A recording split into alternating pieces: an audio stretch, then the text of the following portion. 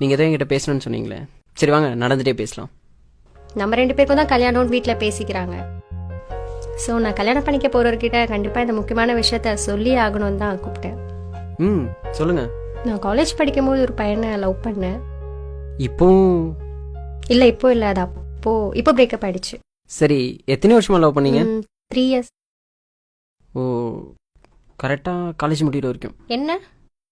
அது ஒன்றும் இல்லை, ஜஸ்ட் நீங்கள் சொல்லுங்கள். நான் தான் ஃபர்ஸ்ட் ப்ரப்போஸ் பண்ணேன், இல்லைன்னு சொல்லலை. But over restrictions. எதுக்கு எடுத்தாலும் சந்தேகப்படுற மாதிரி தான் பேசுவான். எனக்கு இப்படி ஷால் போடுதாங்க பிடிக்கும், பட் அவன் டபுள் சைடு தான் போடணும்னு சொல்லுவான்.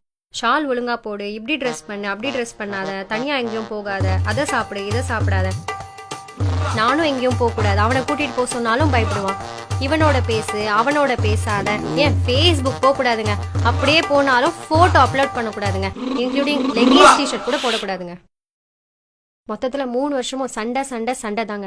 அதாங்க பிடிக்கல. இனிமேலாவது என் லைஃப் எனக்கு பிடிச்ச மாதிரியும் எங்கள் அப்பா அம்மாவுக்கு பிடிச்ச மாதிரியும் இருக்கணும்னு நினைக்கிறேங்க. பா, உண்மையிலே சூப்பருங்க.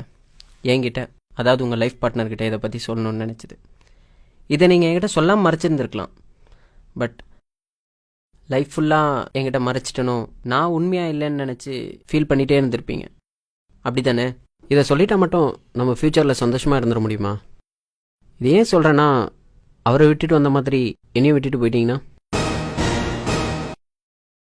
நான் என்ன சொல்ல வரேன்னா, அவர் சொன்ன விஷயங்கள்லாம் நானும் சொன்னால் என்ன செய்வீங்க? அவர் சொன்ன எல்லா விஷயங்களுமே உங்களுக்கு ரெஸ்ட்ரிக்ஷனாக மட்டும் தான் தெரியும். ஏன்னா நீங்கள் ஒரு பொண்ணு. ஒரு பையனை அதுக்கு பின்னாடி எவ்வளோ ரீசன்ஸ் இருக்குன்றது எனக்கு தாங்க தெரியும். ஏன் உங்கள் அம்மா சொன்னதில்ல டபுள் சைடு ஷார்ட் போட சொல்லி?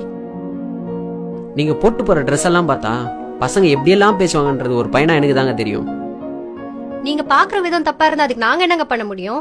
பசங்கனாலே தப்பானவங்க தானே, தப்பா தானே பாக்குறீங்க. பசங்களே தப்பானவங்கன்னா அப்புறம் ஏங்க அவங்கள லவ் பண்றீங்க, ஏங்க கல்யாணம் பண்ணிக்கணும்னு ஆசைப்படுறீங்க? என்ன என்ன சொல்ல வரீங்க இப்போ நீங்க? ஓகே, கோவப்பட விதம் தப்பு தாங்க, இல்லைன்னே சொல்ல. அது பசங்களோட நேச்சர். அப்படி பார்க்க வைக்கிற ட்ரெஸ் கோடிங்க தாங்க தப்புன்னு சொல்றேன். கண்டிப்பா நீங்க டிஷர்ட்டோ லெகின்ஸோ போட்டு போனீங்கன்னா பார்க்குறவங்கலாம் நல்ல ஃபிகர்னு தாங்க சொல்லுவாங்க. ஏன், நான் கூட சொல்லுவேன். பட் நல்ல பொண்ணுன்னு யாராவது சொல்லுவாங்களா?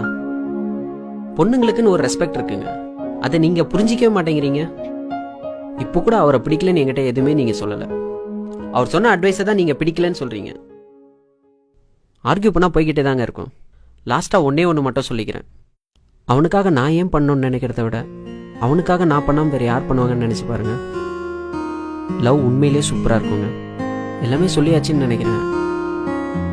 நீங்கள் கிளம்புங்க. பாய்.